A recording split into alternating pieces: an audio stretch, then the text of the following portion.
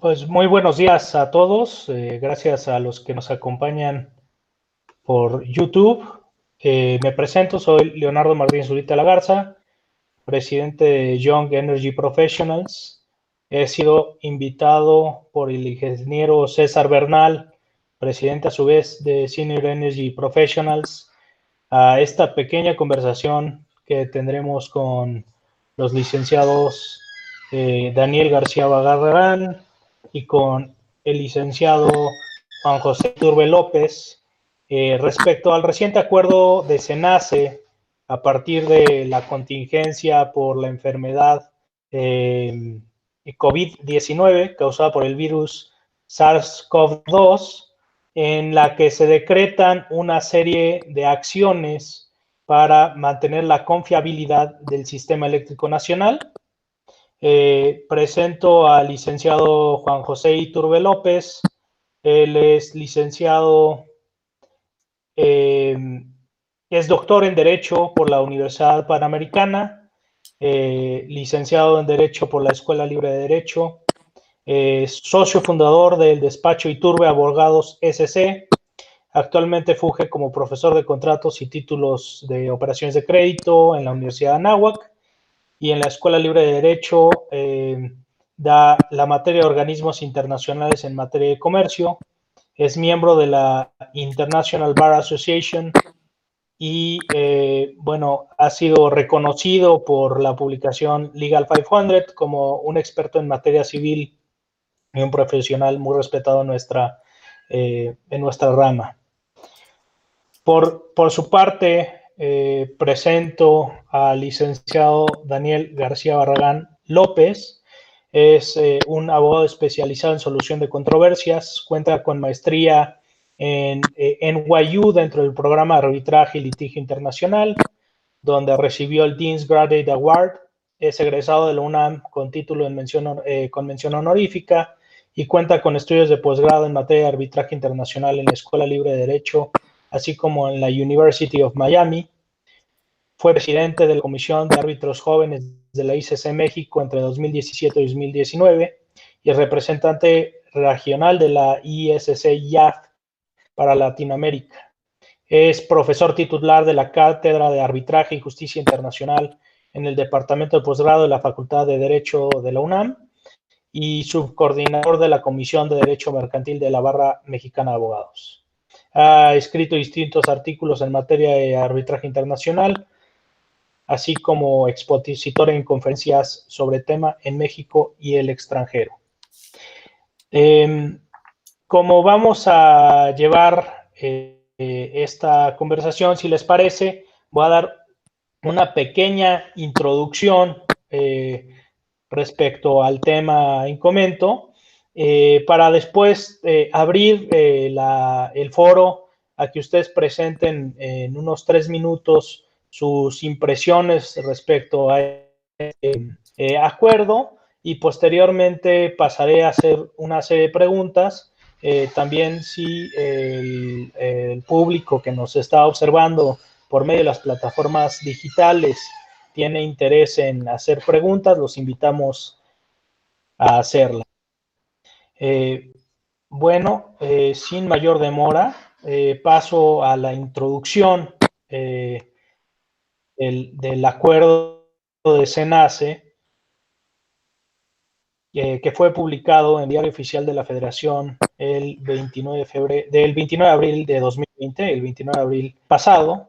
Y en este acuerdo, SENACE, bueno, voy a dar una pequeña introducción para quien no conozca a este organismo de la administración pública. SENACE es un organismo autónomo denominado coloquialmente como un operador independiente del sistema. El operador independiente del sistema eléctrico nacional, y es quien está a cargo, en términos de la ley de la industria eléctrica, del control operativo del sistema, es decir, del adecuado funcionamiento del sistema eléctrico nacional y de la operación a su vez del mercado eléctrico mayorista. SENACE es un organismo autónomo, opera de manera legal, de manera autónoma a CFE y bajo las instrucciones o es regulado de manera regulatoria por la CRE y a manera de política pública por la Secretaría de Energía. En este acuerdo se nace haciendo referencia a sus facultades, que será parte del debate que tendremos si está dentro de las facultades o excediendo sus facultades, emite un acuerdo por el cual, y a la letra dice, es el acuerdo para garantizar la eficiencia, calidad, confiabilidad, continuidad y seguridad del sistema eléctrico nacional con motivo del reconocimiento de la epidemia de la enfermedad por el virus SARS-CoV-2, la enfermedad llamada COVID-19. En este acuerdo se señalan distintos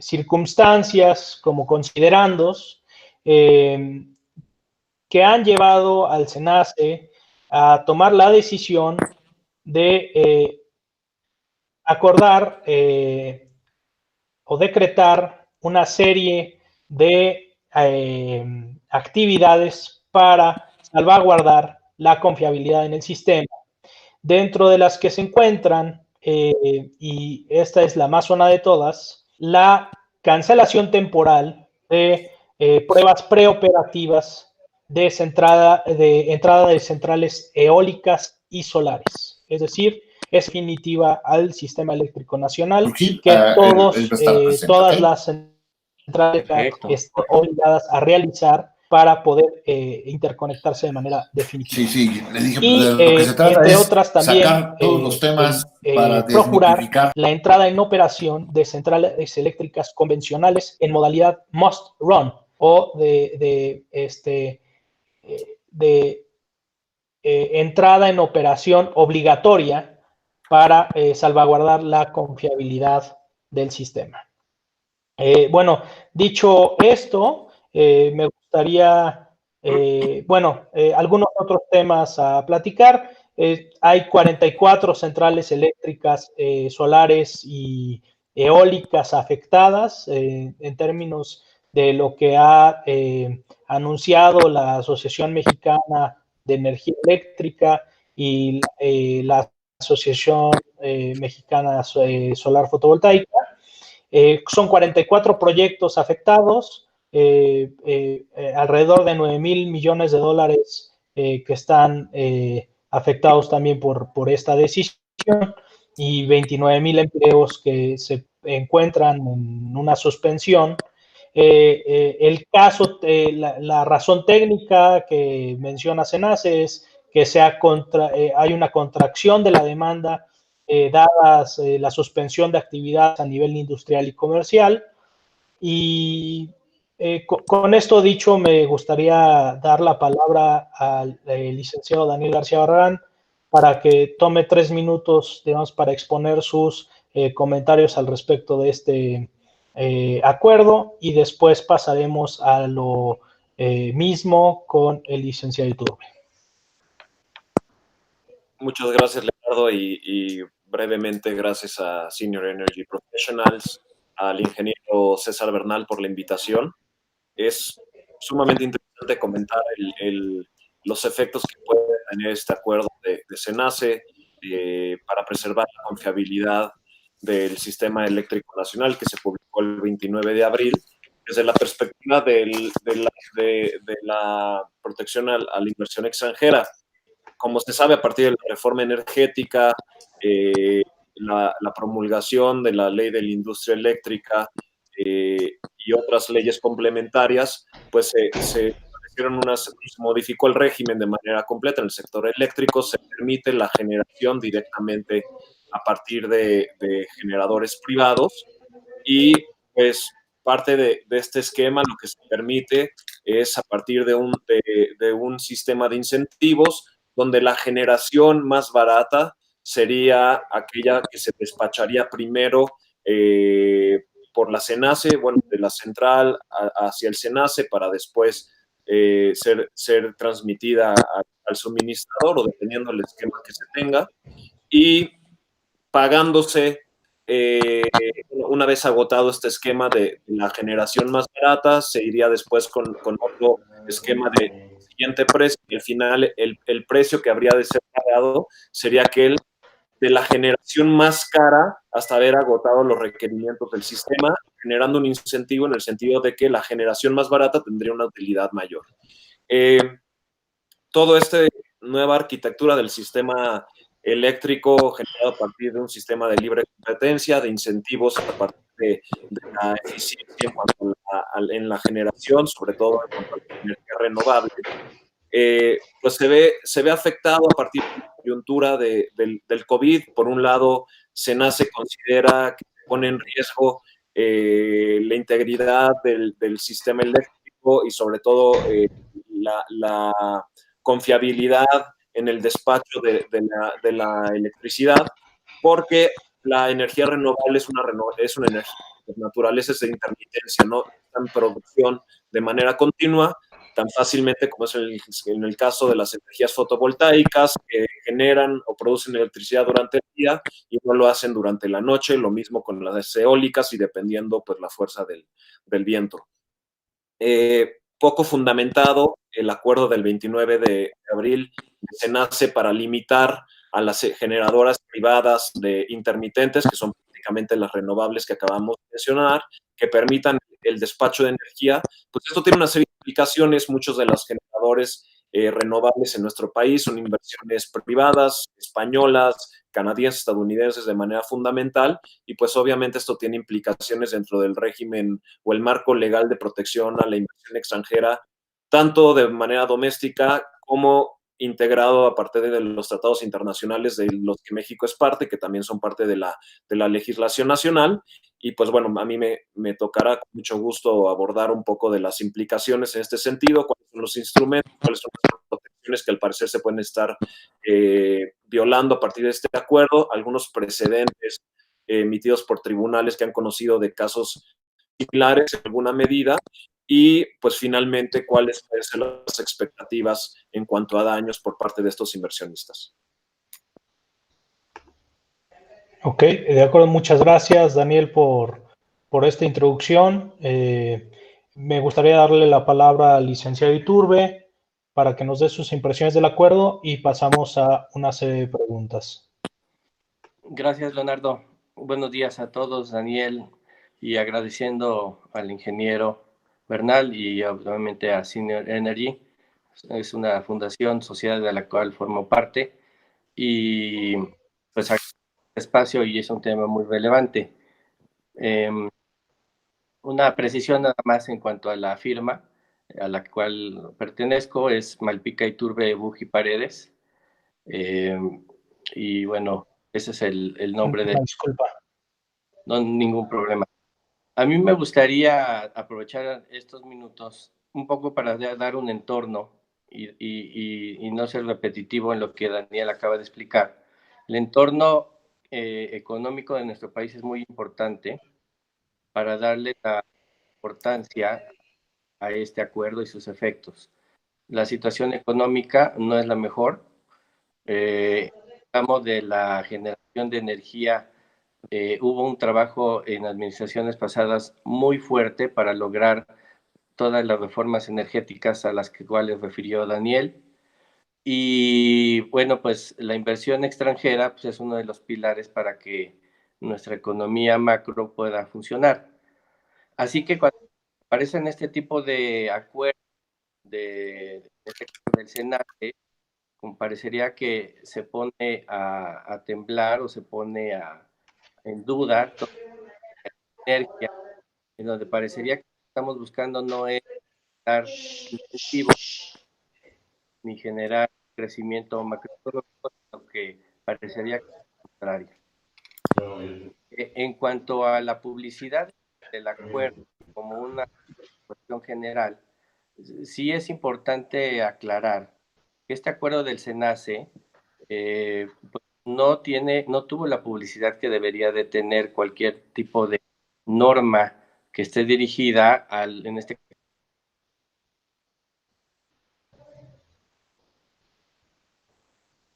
eh, está el Código Civil Federal que establece cuál es el sistema para la publicación y obligatoriedad de normas y claramente hace referencia a las publicaciones en el Diario Oficial de la Federación, no así en el sistema de información de mercado, que no es un órgano de gobierno general ni con la publicidad del Diario Oficial de la Federación.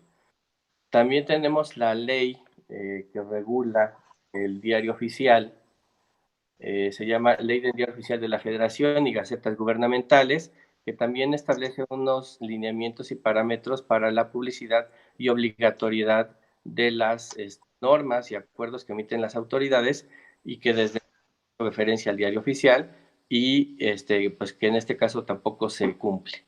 Eso nos podría ir dando una idea de la manera en que se fue manejando la emisión y publicidad de este acuerdo, que desde luego parece ser no es el más afortunado. Quisiera también hacer una breve referencia a puntualmente unas situaciones del acuerdo del SENACE. Este acuerdo, como lo dijo Daniel, no tiene la mejor técnica legislativa que podría tener ni claridad, porque empieza a hacer un planteamiento a partir de la existencia del COVID-19, que es una situación objetiva y real. Sin embargo, todo este tema de la de salubridad general tiene autoridades específicas, que en primer lugar son la Secretaría de Salud y en segundo lugar está el Consejo General de Salubridad. Entonces, ahí parecería que estas serían las autoridades que deberían de emitir alguna opinión si es que el tema se está planteando a partir del COVID-19. Sin embargo, el acuerdo del SENACE parte de ese supuesto y ya empieza a invadir temas de distribución y captación de energía eléctrica y llega a las conclusiones que comentó Daniel, o tú, en el sentido de que afirmar de que no hay una adecuada distribución o una reducción en el consumo de energía y una aseveración que me parece todavía más grave, que las centrales eólicas y fotovoltaicas no están contribuyendo para la estabilidad del sistema eléctrico nacional. Todo esto con el ánimo de ir un poquito ubicando la discusión de cuáles son los tendones de Aquiles y los defectos que podríamos encontrar en este acuerdo y en su momento las posibilidades de impugnación. Finalmente, sí, en el marco de en el marco de este acuerdo de SENACE, es importante hacer referencia al PRODECER, que no es otra cosa que es un programa de políticas públicas que se refieren es un programa público gubernamental para planeación del sistema eléctrico y la autoridad competente es la Secretaría de Energía, no así el SENACE. Entonces, estamos a ver otro tema que nos hace ruido en cuanto a las competencias del órgano que lo emite. Solo para dar un dato interesante y con esto ya ir cerrando, en el PRODECER del 2029 se estableció que existiría una inversión aproximada de 2 billones de pesos en los próximos 15 años.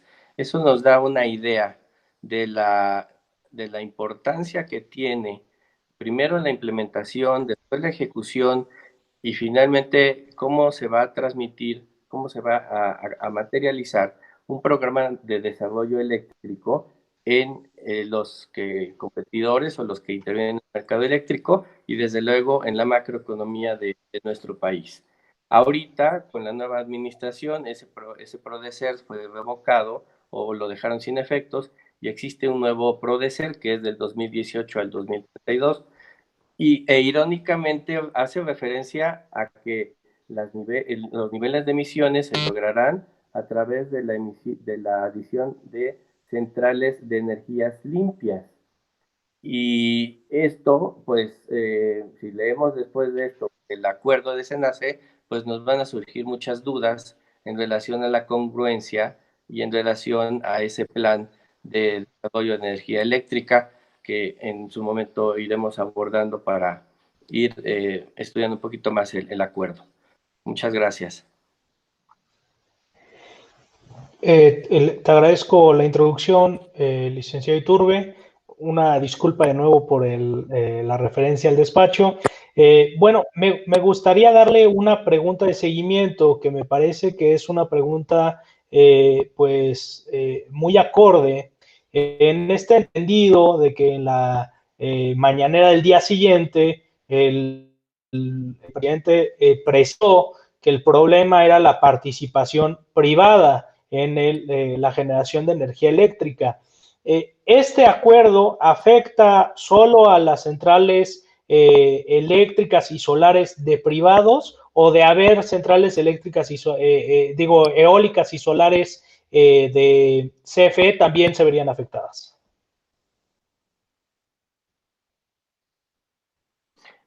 Yo creo que principalmente va dirigido a la parte de la inversión privada, porque el acuerdo lo que hace es, a partir del 3 de mayo, suspender las pruebas preoperativas de las centrales eléctricas fotovoltaicas y eólicas. Entonces, parecería que va dirigido a los inversionistas que ya tienen, por decirlo de alguna manera, ya echaron a andar el proyecto con una inversión privada importante y no tienen la posibilidad de continuar las pruebas para una conclusión final y poder vender ese proyecto o captar más inversionistas para ese proyecto. Y por otro lado, también el acuerdo refiere que se van a suspender, el caso de nuevas licencias, se va a analizar con cuidado si se conceden o no se conceden. Entonces, en mi opinión, creo que va dirigido más a la de las y de las inversiones que están por presentar. Pero me gustaría escuchar a Daniel qué es lo que opina sobre este tema. Yo estoy de acuerdo, yo creo que expresamente no lo menciona, es importante el contexto, entender todo esto bajo el contexto político y económico que actualmente vivimos, como mencionó Juan, y efectivamente conforme los comentarios que se hicieron en la mañanera del día siguiente de la publicación. Si bien no va dirigido específicamente a la inversión privada, pues toda vez que el acuerdo mismo favorece a las centrales must run que generan a partir de energía convencional, la mayoría, la gran inmensa mayoría son propiedad de CFE, pues al final del día puede entenderse que sí hay que el efecto sí es prácticamente afecta de manera exclusiva a los privados, en el sentido de que quien se favorece es el actor estatal de generación eléctrica. Pero per se el acuerdo no lo hace, digamos, expreso, sino que es nada más a partir de entender las implicaciones. Muy bien. Daniel, dándole seguimiento a este tema, podríamos considerar entonces que hay un cierto trato inequitativo hacia los inversionistas privados, modificando normatividades con las que se estaban participando. Y bueno, en este sentido, dar un poco un preámbulo que SENACE tiene dentro de sus facultades el control operativo del sistema y que pareciera que sin haberse declarado un estado de emergencia en términos del artículo 136 de la Ley de la Industria Eléctrica, que faculta a la Comisión de Regulador de Energía a declarar estas emergencias y, por lo tanto, instruir a SENACE cómo operar, SENACE podría tener un control operativo del sistema, digamos, sin necesidad de este estado de excepción que se está planteando, me gustaría que nos platicas un poco si se podría considerar esto en términos de la legislación internacional y de los tratados internacionales en los que México forma parte, de un trato inequitativo a la inversión privada extranjera. Sí, gracias, Leo. La pregunta más corta es que sí, haciendo un previo análisis antes de llegar a la respuesta, pues es importante tomar en cuenta la arquitectura de la inversión extranjera en los países receptores. Esto que viene desde hace muchos años atrás, en los tratados de amistad, comercio y navegación, a partir, digamos, de la Segunda Guerra Mundial y el Plan Marshall, la creación del Banco Mundial, se crean ciertas instituciones para promover la exportación de capitales y a su vez para proteger las mismas, la institución de un centro administrador de este tipo de controversias a partir de la Convención de Washington y la proliferación a partir de los años 50 de los tratados bilaterales o multilaterales de protección a la inversión o los tratados comerciales con capítulos derivados que también versan sobre lo mismo. En este sentido, pues México tiene compromisos internacionales, tanto en sus tratados de libre comercio como en sus tratados bilaterales o multilaterales de protección de inversión y promoción recíproca a la inversión, los famosos APRIs, y estos contienen por sí mismo de manera casi estandarizada, aunque con diferencias que pueden ser muy relevantes, ciertas protecciones que vienen a colación al considerar las diferencias que tiene este acuerdo. Por un lado, yo te diría, tenemos el nivel de trato mínimo como protección a la inversión. Es importante distinguir que esta protección no deriva exclusivamente de un tratado internacional, como puede ser el Telecan, sino que es un principio que forma parte del derecho internacional consuetudinario, ¿no? Entonces, independientemente del nivel de compromiso o el nivel de estructura de tratados internacionales que tenga un Estado, esta protección existe como parte del derecho internacional consuetudinario, como parte del jus cogens, y está ahí, digamos, para efectos de proteger las inversiones. Ahora, ¿qué es el nivel de trato mínimo? Es un estándar de protección. De hecho, tiene como origen un caso que se dio en contra de México al amparo de la Comisión de Reclamaciones Derivadas de la Revolución Mexicana y es un conjunto de obligaciones dinámicas que tiene por objeto la protección contra la arbitrariedad, discriminación, la protección de expectativas legítimas derivadas de la inversión extranjera y la constitución de un marco legal, transparente y predecible. Cabe mencionar que como se ha interpretado subsecuentemente a partir de este caso, pues se considera que este principio tiene que llegar a un extremo de que las medidas tomadas por el Estado sean verdaderamente alarmantes o totalitarias en el sentido de hacer nugatorio la inversión y sus efectos.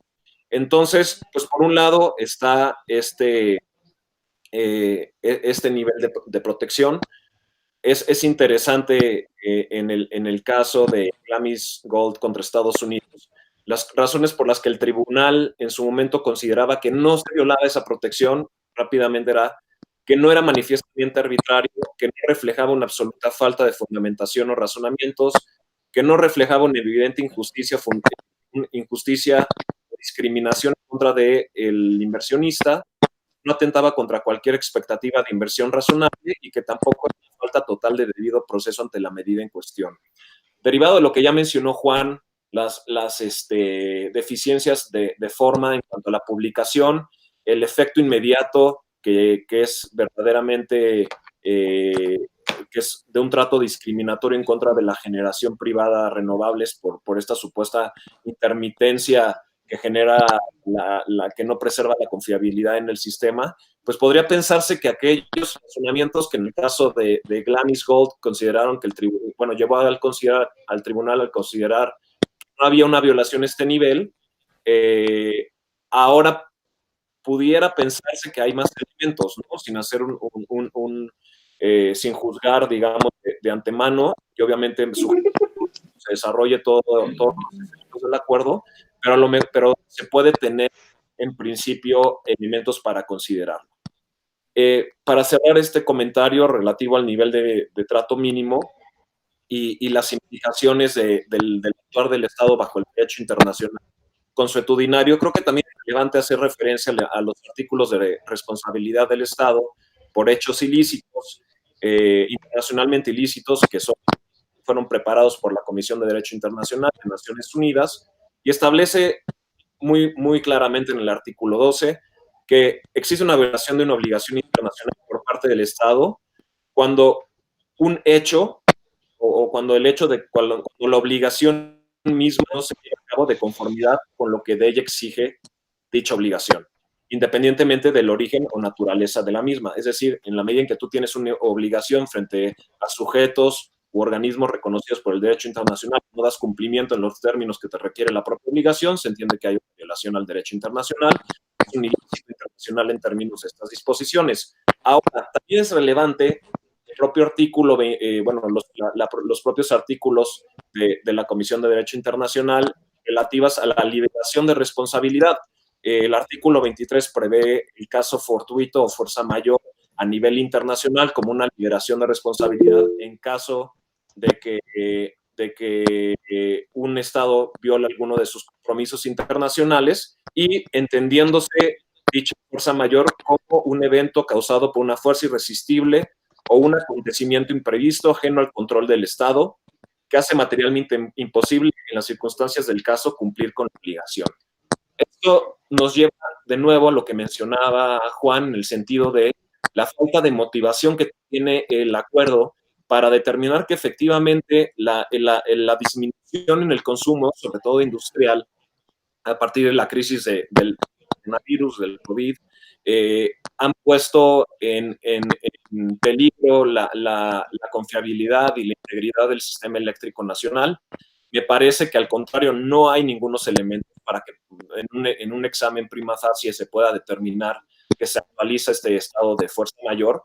Por el contrario, lo que sí se sabe es que estos niveles de consumo se replican en otras etapas del año donde hay menor consumo, como es a final de año en el sector industrial, ¿no? Los parámetros bajo los cuales está operando el sistema eléctrico nacional al día de hoy no son extraordinarios, no es una situación única que no se haya visto anteriormente en cuanto al consumo y despacho de energía. Sí es posible alcanzar o analizar valores por lo menos similares. Entonces, pues al contrario, pareciera que el acuerdo no alcanza a cubrir o agotar los extremos necesarios para que se actualice una liberación de su responsabilidad internacional, derivado en este caso de la violación de la protección que también otorga el derecho internacional consuetudinario del nivel de trato mínimo.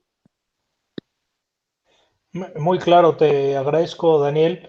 Me gustaría, en este mismo sentido, ya habiendo platicado desde el derecho internacional cuáles son los supuestos que se deben de actualizar para, digamos, justificar una acción como la que está tomando SENACE, y entendiendo que también el derecho internacional son procesos que pueden tomar un buen tiempo, me gustaría preguntarle al licenciado Iturbe, en su opinión, ¿cuáles son las vías, ya sean administrativas en primer nivel ante el regulador y después judiciales, en su caso, para en el derecho doméstico hacer frente a los vicios, ya sean desde el punto de vista del decreto mismo y la fundamentación jurídica del mismo, hasta en el caso de encontrar vicios técnicos por no cumplirse con ciertos supuestos que se deben de cumplir antes para decretar este tipo de medidas? Sí, claro, gracias, Leonardo. Mira, en primer lugar, yo creo que un primer ejercicio sería la vía idónea por efecto práctico, por un efecto de experiencia en otros casos similares, sería el juicio de amparo, impugnando la inconstitucionalidad de normas. El juicio administrativo no le veo que pudiera tener procedencia por el tema de que no es una resolución final de autoridad administrativa.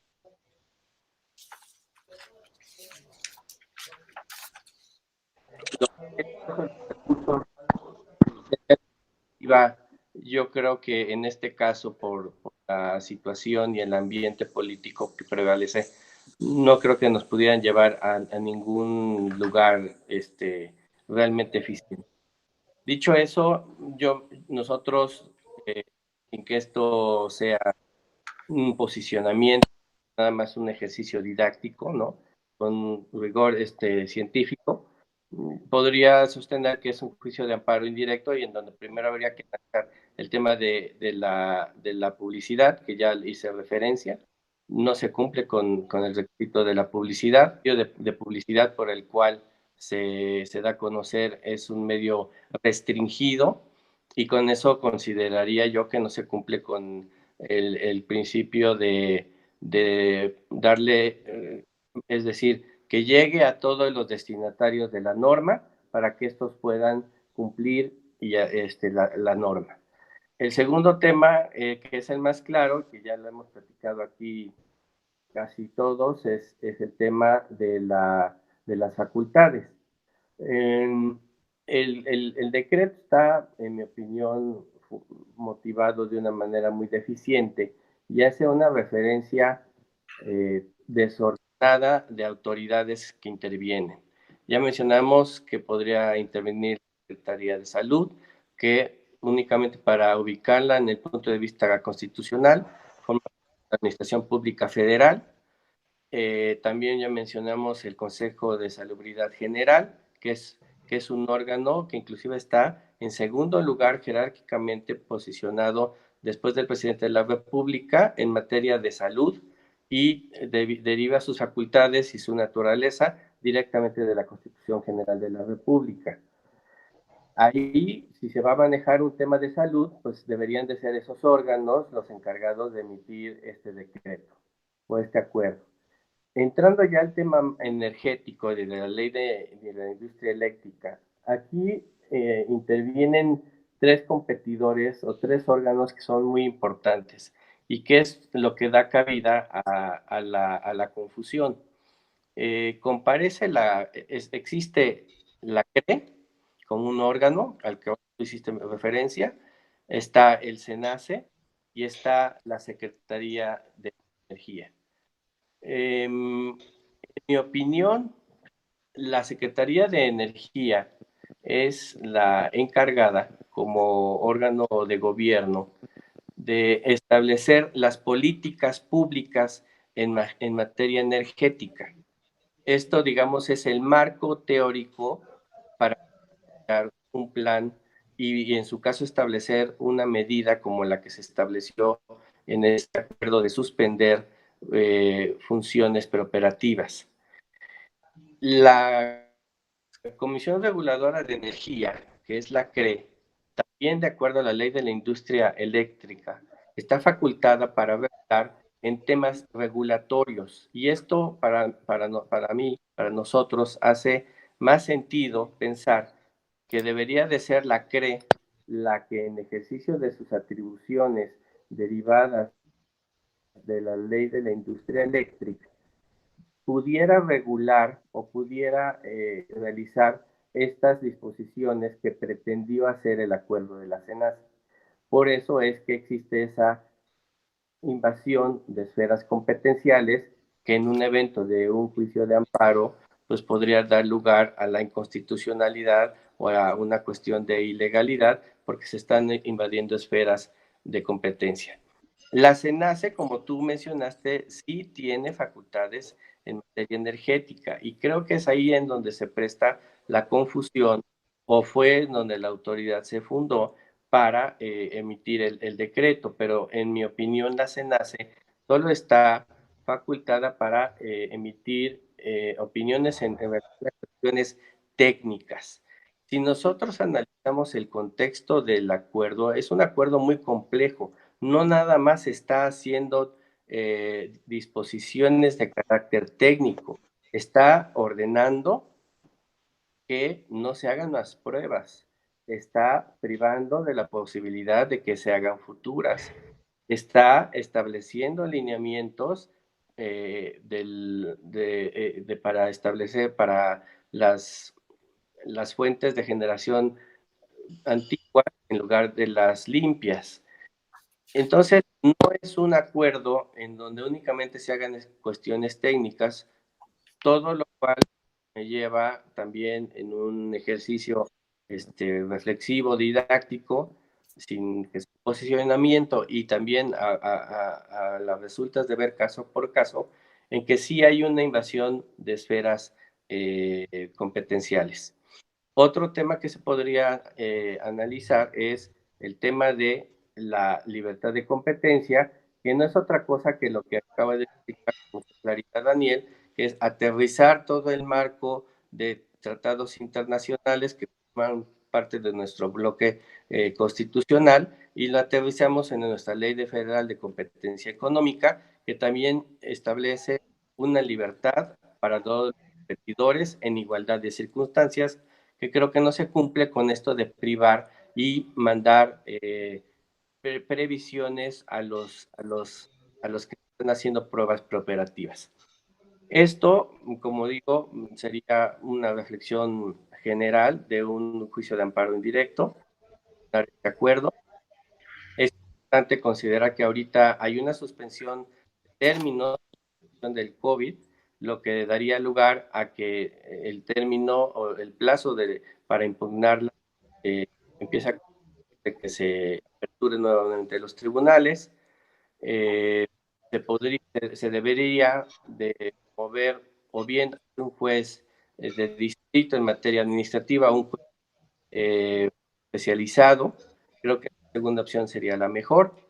Y finalmente, un tema que ya es más de distancia y necesita más tiempo es ver qué es lo que queremos impugnar del acuerdo.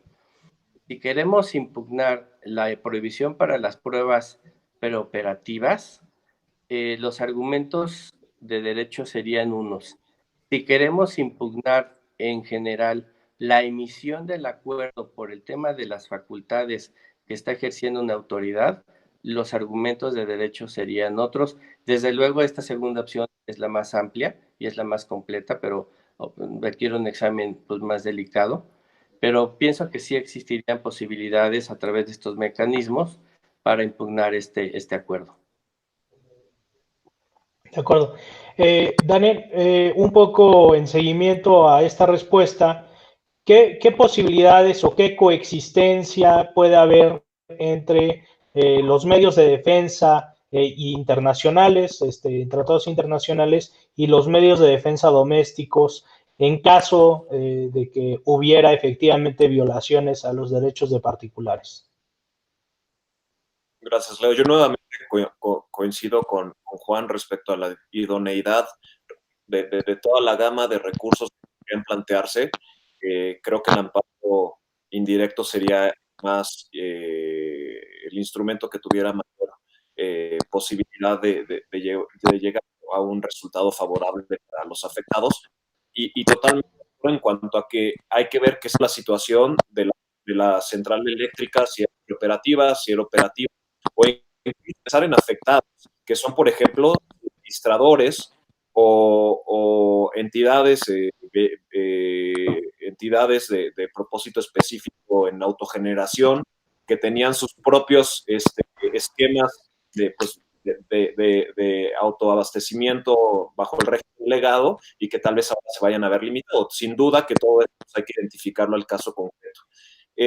Yo creo que en principio también identifico que puede estar un recurso administrativo de sede administrativa por errores en cuanto a la publicación y a la debida motivación y fundamentación del acuerdo, un juicio contencioso administrativo federal ante el Tribunal Federal de Justicia Administrativa, el juicio de amparo directo, yo agregaría un procedimiento de solución de controversias en términos de las bases del mercado, por ser un acuerdo emitido por SENACE, aunque como bien señala Juan, también soy de la opinión de que debió de haber sido la Comisión Reguladora de Energía, la CRE, aquella que tenía las facultades para hacerlo, y la denuncia ante la Comisión Federal de Competencia Económica creo que también puede tener muchos efectos o un buen desenlace para efecto de los inversionistas. Yo sí identifico una práctica monopólica o que da lugar a un desequilibrio en cuanto a la competencia en México. ¿Cuáles son las implicaciones en materia de los reclamos internacionales?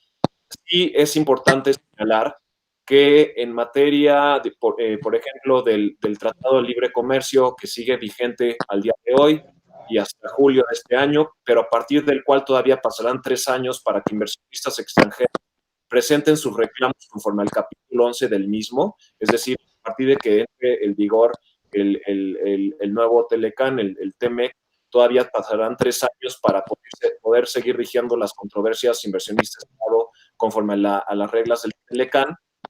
Y el Telecán exige que el inversionista lleve a cabo una renuncia a su derecho de iniciar o continuar cualquier procedimiento judicial o administrativo derivado de la medida que se impugna en sede arbitral internacional, ¿no?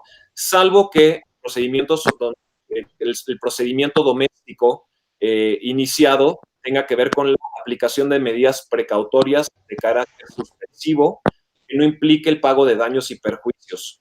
Esto se conoce como la cláusula de fork in the road. Básicamente lo que busca que el inversionista no recupere doblemente los mismos daños y perjuicios bajo un criterio de procedimiento nacional y otro procedimiento internacional. Habría que ver si el juicio de amparo indirecto estaría dentro de la excepción de la renuncia que se necesitaría para acudir al arbitraje internacional bajo el Telecán, bajo un tratado bilateral de protección y promoción de inversión extranjera. Cabe mencionar que el tratado, por ejemplo, celebrado entre México y España, es una disposición prácticamente idéntica, y lo cual me lleva a mí, estuve pensando al respecto, a considerar si es posible lograr la suspensión adicional y definitiva del acuerdo, ¿no? Porque si efectivamente se basa sobre cuestiones de orden público, al final del día la preservación del sistema eléctrico nacional, incluso las cuotas pagadas por los consumidores finales, habría que ver si no se establece esta limitante en cuanto al otorgamiento de la suspensión dentro del juicio de amparo y por ende ver si eso cambia la naturaleza del procedimiento y ya no se puede entender como una excepción a los procedimientos que no tienen que renunciar para iniciar un reclamo internacional. De acuerdo. No sé, licenciado Iturbide, doctor Iturbide, si quiera agregar algo al respecto.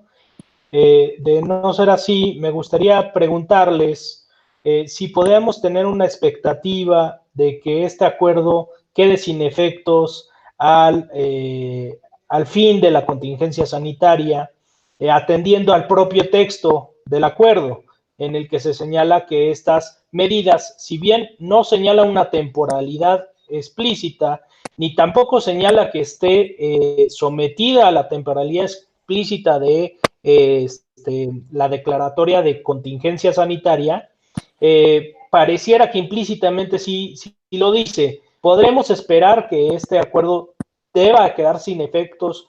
Jurídicamente se podría exigir que quede sin efectos una vez terminada la contingencia sanitaria.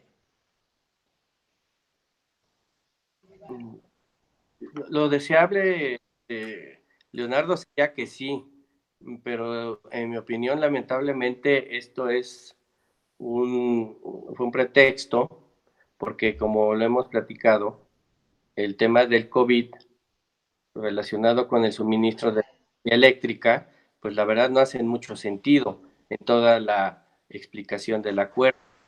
Entonces, más bien creo que podríamos tener un escenario en donde las medidas se vayan a ir tratando, inclusive ya pero estas medidas que están afectando al sistema eléctrico nacional vayan a continuar. Y yo creo que eso va a ser precisamente, eso sería precisamente lo que se debería de impugnar en los procedimientos en el juicio de amparo, porque la incertidumbre y la falta de temporalidad se establece una incertidumbre para los gobernantes sobre derechos que ya tienen o sobre derechos que pueden ejercitar en cualquier momento. Entonces, esa sería la respuesta. Y yo quisiera hacer una advertencia que me pareció muy interesante a lo que dijo Daniel sobre la posibilidad de ir a un arbitraje o a un panel internacional con la situación de tener un juicio de amparo vivo. Efectivamente, el ejercicio no es tan fácil, porque el juicio de amparo, por su naturaleza, de acuerdo al derecho mexicano, es un medio extraordinario de defensa. No es un juicio en el sentido técnico o específico, y así está clasificado. Y lo otro que también estuvo muy interesante es que si se pide la suspensión y se lo concede, se estaría, como dice Daniel, otorgando con efectos preventivos el efecto que se quiere buscar en el panel internacional. Entonces, quizá lo más conveniente para poder tener las dos vías abiertas sería ir al panel internacional mientras se está tramitando el juicio de amparo, pero abstenerse de pedir la medida suspensional en el juicio de días para que no se cuadre la situación esta de que no se puede tener abierto en el foro internacional y en el foro local. Eso sería un comentario, gracias.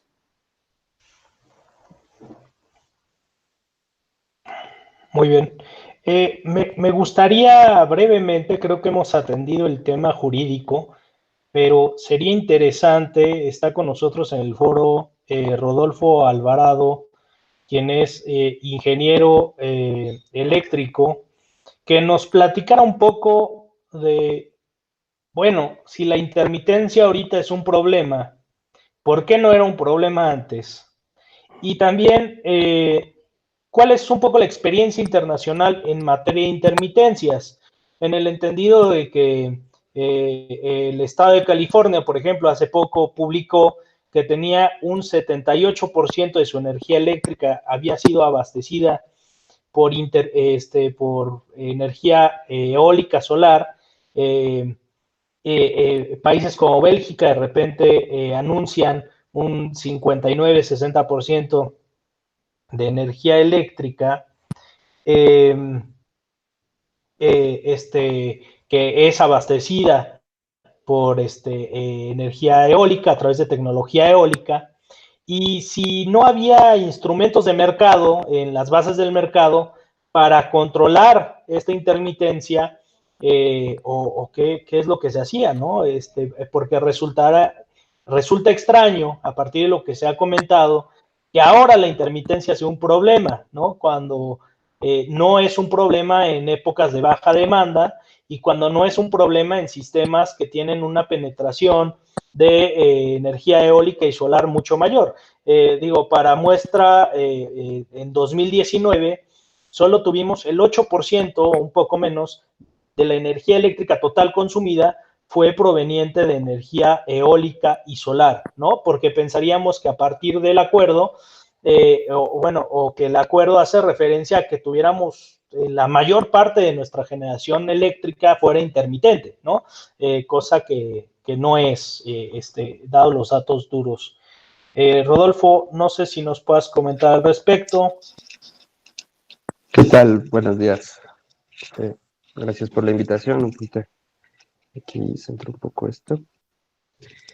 Bueno, ¿qué tal? Pues mi experiencia. Si quieres, danos una pequeña introducción, Rodolfo, de mi desarrollo. Bueno, soy ingeniero mecánico electricista. He trabajado por las dos partes, tanto en la parte privada como en la parte con parte de CFE. desde el ámbito técnico para lo que ha sido principalmente centrales eléctricas fotovoltaicas.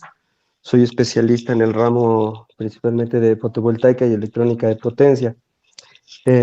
Llevo instalando y desarrollando proyectos de esta tecnología alrededor de 12 años. Tengo una certificación, soy consultor de energía por parte de TÜV. TÜV es la certificadora eh, de calidad en cuestiones de sistemas eléctricos, en cuestión de calidad de producto eléctrico de Alemania. Tuve mi desarrollo técnico, una parte ahí, mi especialidad técnica en el desarrollo de uso eficiente de energías y eficiencia energética. Entonces, un poco para ponerlos en el contexto, más o menos yo estaba involucrado, otra estaba haciendo un recuento, más o menos en 700 megawatts de potencia, directa o indirectamente, instalando, diseñando y, bueno, también apoyando a varias empresas en cuestión de aceptación del código de red y participación comercial ya dentro del mercado eléctrico mayorista, ¿no? Entonces, un poquito poniendo ese contexto, pues vamos a tratar de aterrizar los temas técnicos. En cuestión de esta resolución que sale por parte de SENACE, impulsada obviamente por el propio gobierno, sí tenemos una intermitencia. Aquí hay un tema, la verdad es que pocos, pocos yo creo que lo platican, pero es un tema real. A diferencia quizás de otros sistemas eléctricos, aquí en el sistema eléctrico mexicano, lo que han pasado con las centrales eléctricas, tanto eólicas como fotovoltaicas, pero principalmente me iré al tema fotovoltaico, que es donde más tiempo he estado trabajando. Sí se están presentando, más allá de las intermitencias que esperaríamos que se presentaran, o sea, entendemos que son fuentes de energía que trabajan con, pues, vaya, con una fuente en la naturaleza y que tiene su intermitencia de día y noche y de nublados con nubosidades y todo este punto. Además de estos temas, tenemos un problema dentro de la industria, que la calidad con las cuales se ha instalado no ha sido quizás la mejor, ¿no? Y entonces, de manera personal, como consultor, que también me toca trabajar como consultor en energía y en este tipo de proyectos, pues yo llevo revisada alrededor de 12 plantas, 12 centrales eléctricas fotovoltaicas, de casi 60, 70 que se han instalado. Estamos hablando más o menos de entre una quinta y una sexta parte de las centrales, las cuales han tenido errores importantes, ¿no? Y entonces, para corregir esos errores, pues se baja el switch, se tienen que reconectar, y sí es un tema directo que se ha tenido con el SENACE. O sea, sí, más allá de lo que es la propia intermitencia natural de este tipo de fuentes de energía, sí hemos visto en el ámbito del desarrollo de las inversiones y ya en la puesta en marcha, sí hemos visto problemas técnicos importantes, ¿no? O sea, les puedo decir bastantes ejemplos, bastante serios. El primer ejemplo fue, no sé, Aura Solar. Estamos hablando de que se instalaron 30 megas ahí en Baja California Sur, que es un sistema eléctrico, pues, si le podemos llamar así, es endeble, porque no está interconectado al sistema eléctrico nacional. Entonces, de esos 30 megas, pues hubo un incendio, se quemó alrededor, un inversor de, no me acuerdo, de 3.5, de 4 megas, ¿no? Entonces estás perdiendo una décima parte o hasta una quinta parte a veces en ese tipo de accidentes. Después vino el huracán, se volaron los módulos, o sea, sí hubo una intermitencia, lo paró el SENACE, lo mandó a un año de que estabilizara su sistema técnicamente para poderlo reconectar, ¿no? Entonces, bueno, ese fue un punto, esa fue la primera, digamos, central eléctrica fotovoltaica de gran tamaño en México.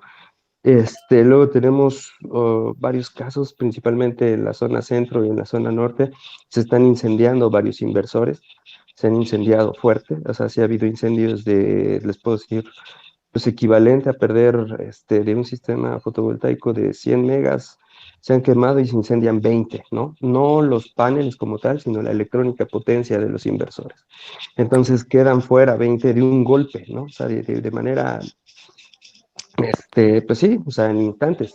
O sea, estamos hablando de incendios que, pues si las protecciones operan, que afortunadamente han operado, pues sí, son intermitencias que se dan en milisegundos. Eso sí ha desestabilizado, o sea, sí causa un problema. ¿Por qué? Porque en ese momento el RENACE tiene que reaccionar y tiene que buscar en el mercado eléctrico mayorista, pues fuentes, ¿no? Que puedan responder a esas condiciones. Entonces, o sea, también considero de la parte política que vaya, estos problemas se pueden presentar con y sin contingencia, ¿no? O sea, esto es una realidad.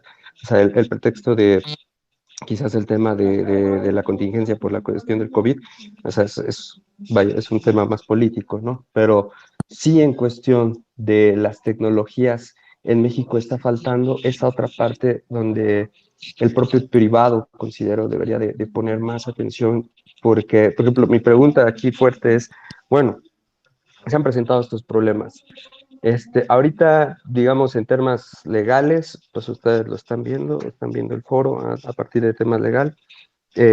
Sí, yo pensaría a los privados, o sea, de la parte privada, sí les diría, ¿saben qué? Pues pónganse las pilas para presionar al momento de que acabe esto de COVID, porque, digamos, ese fue el somero pretexto, ¿no?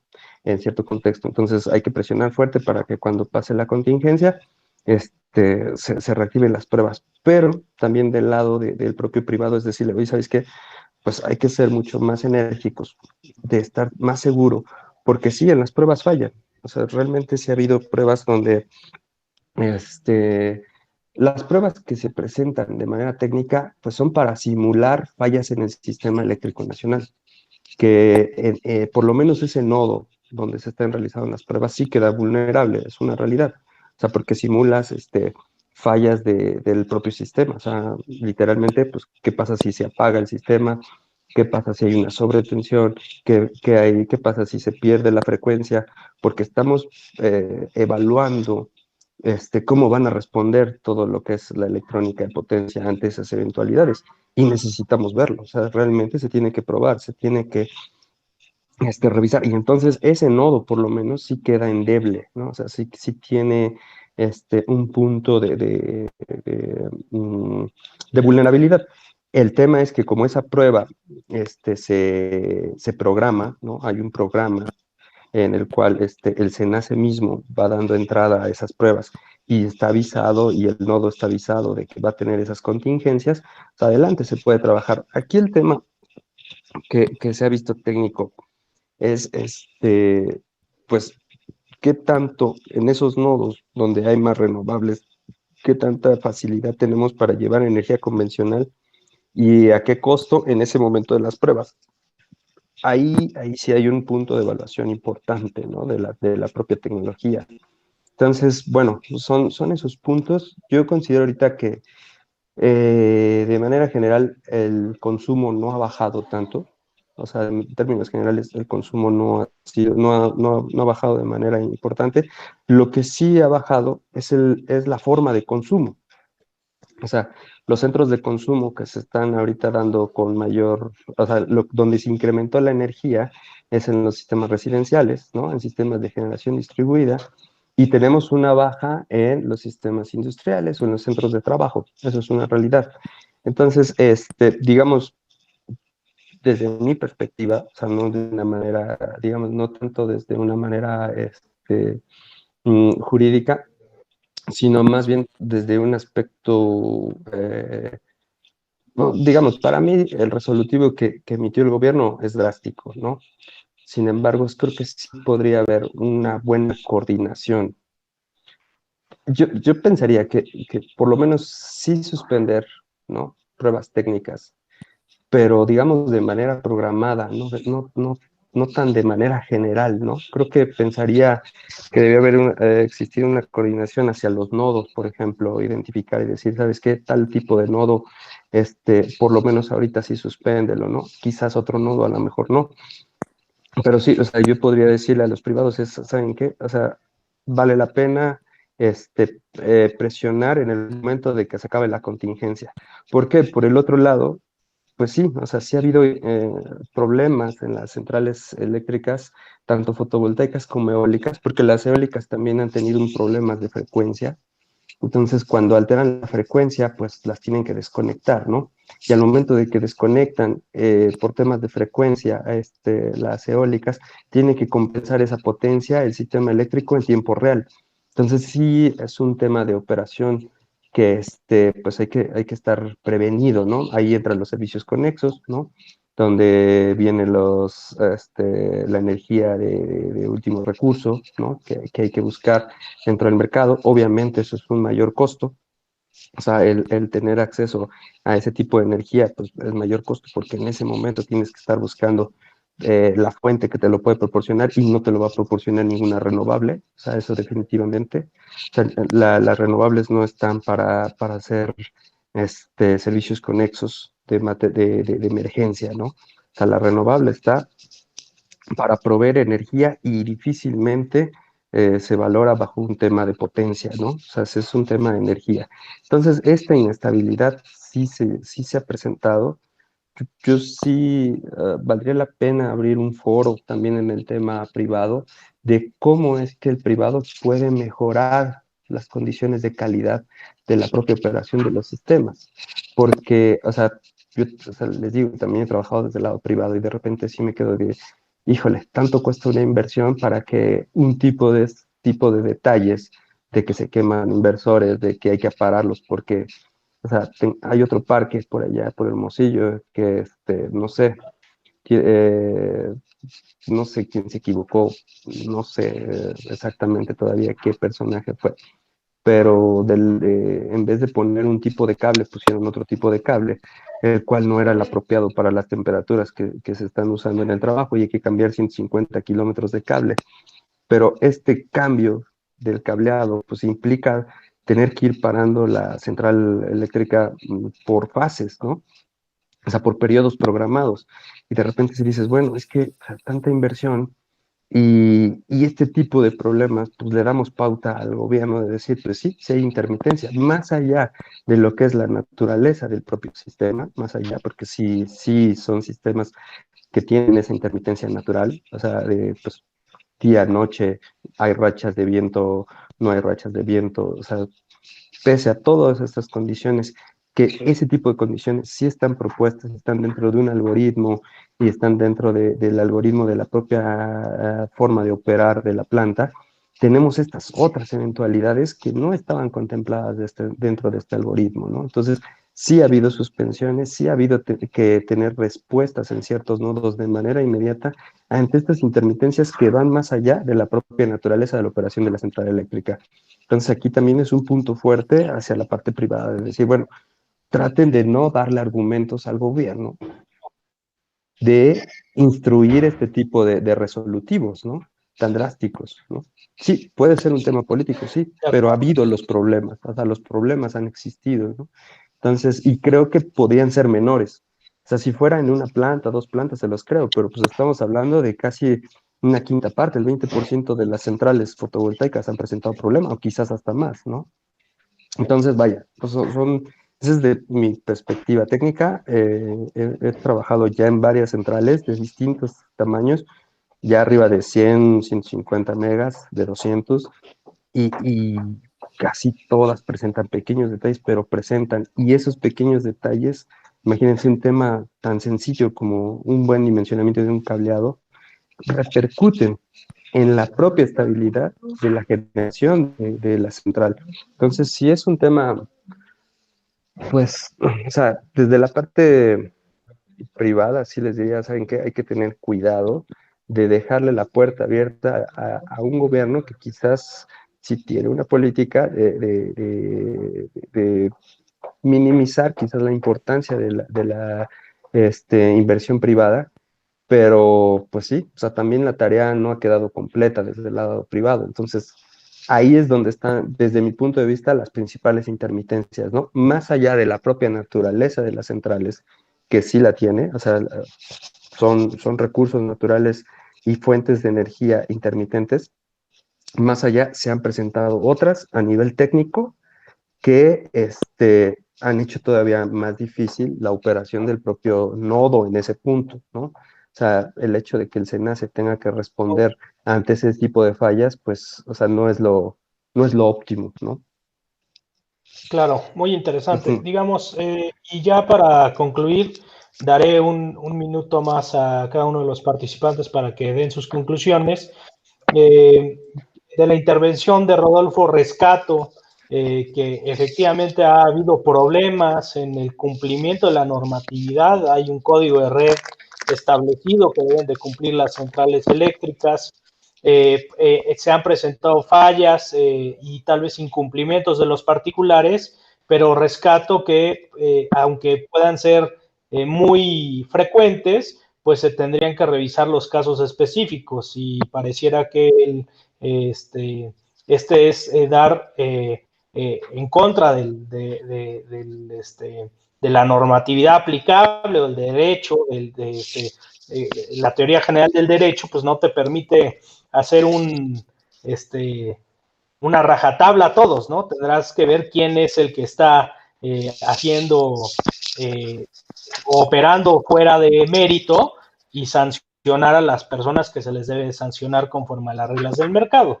Habrá que ver si eso es una condición que se cumple o no y si es suficiente justificación fuera del entendido que si ese fuera el caso, pues también está mal fundamentado el acuerdo de SENACE. Entonces, doctor Iturbe, no sé si quiere dar sus palabras finales en un minutito y en 3 minutitos estamos despidiendo. Gracias, Leonardo. Sí, realmente es muy interesante toda la parte técnica y todo. No podemos estar a toda la situación fáctica. La ciencia del derecho lo que hace es regular las situaciones concretas, sociales, políticas, a la luz de un reglamento normativo, cualquier sea. Entonces, sí, olvidarnos en una disciplina de temas de fundamentación, que los hay, de temas de invasión de competencias, de temas de afectación a inversionistas. Creo que sí hay que cuadrar la norma a la realidad. Y ahí es donde está la parte más complicada de pues no solo del legislador, sino del ejecutivo, que es quien se encarga de estas políticas de materia energética, ¿no? Quizás lo recomendable sería hacer un plan y hacer la suspensión por partes, pero lo que no se puede es hacer un pronunciamiento genérico para un grupo específico sin distinguir los que sí están diciendo Rodolfo, de los que no están haciendo, pero en duda es muy interesante porque hay que mezclar una serie de consideraciones técnicas y bueno, pues, como ejercicio didáctico mucho me siento muy contento de haberlo compartido con ustedes. Agradezco nuevamente la invitación y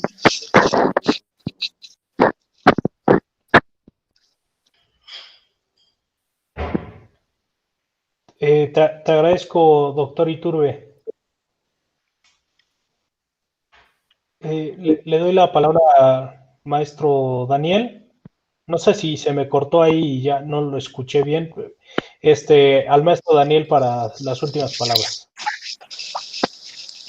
Yo tomar a partir del último comentario de Juan, en el sentido de la falta de establecimiento temporal durante el cual va a ser utilizado este acuerdo. Yo creo que no hay, es una de las deficiencias que tiene, y es otro de los elementos que abonan a la arbitrariedad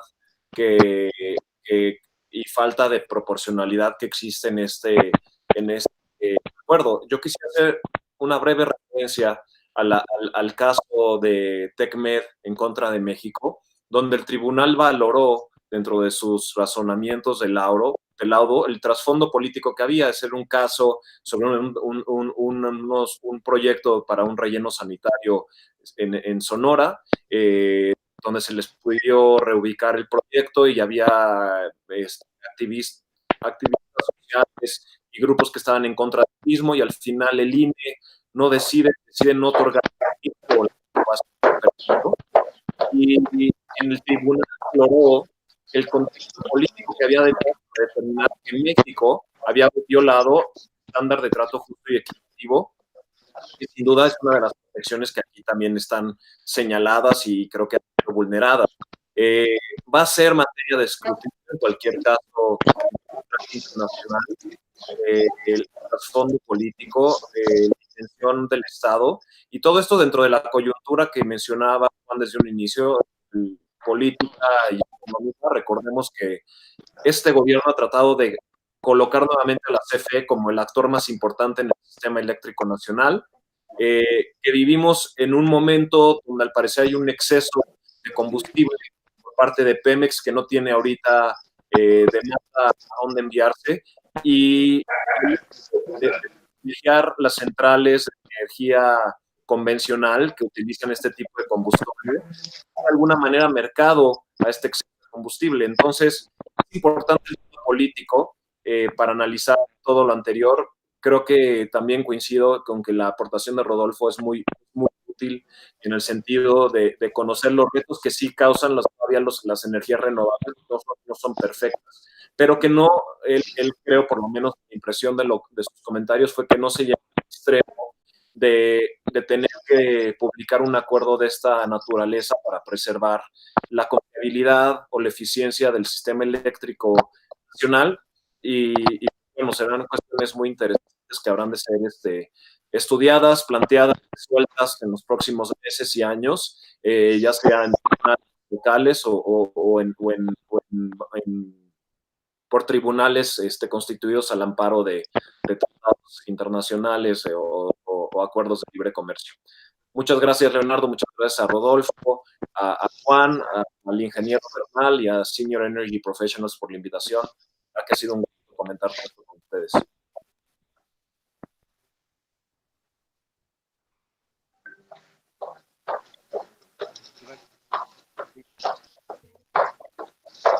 Perdónenme, estaba en mute. Ingeniero, si quieres dar un minuto de tus conclusiones finales y finalizamos.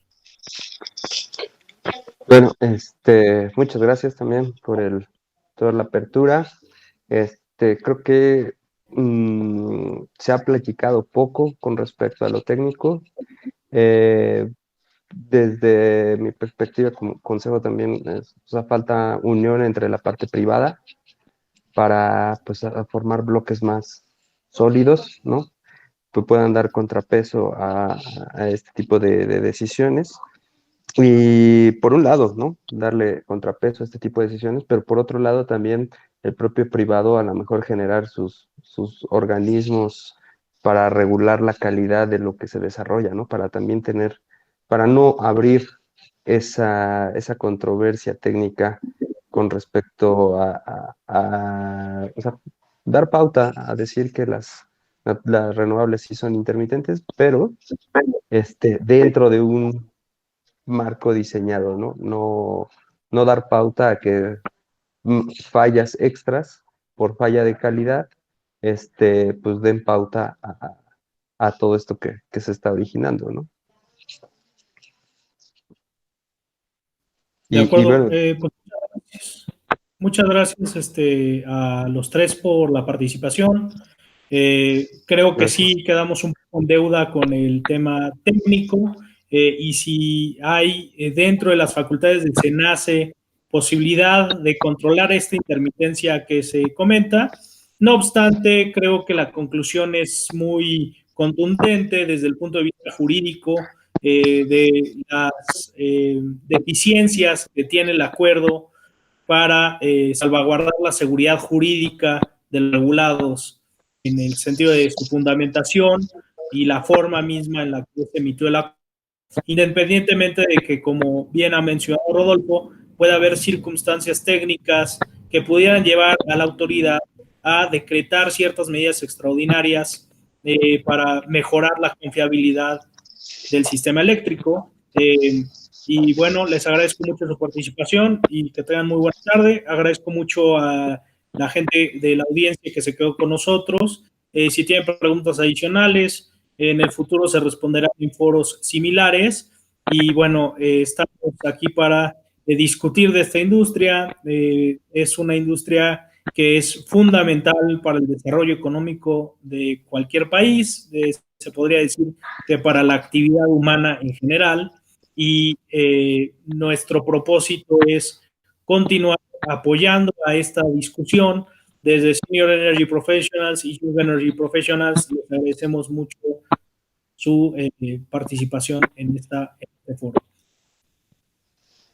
Muchas gracias. Hasta luego.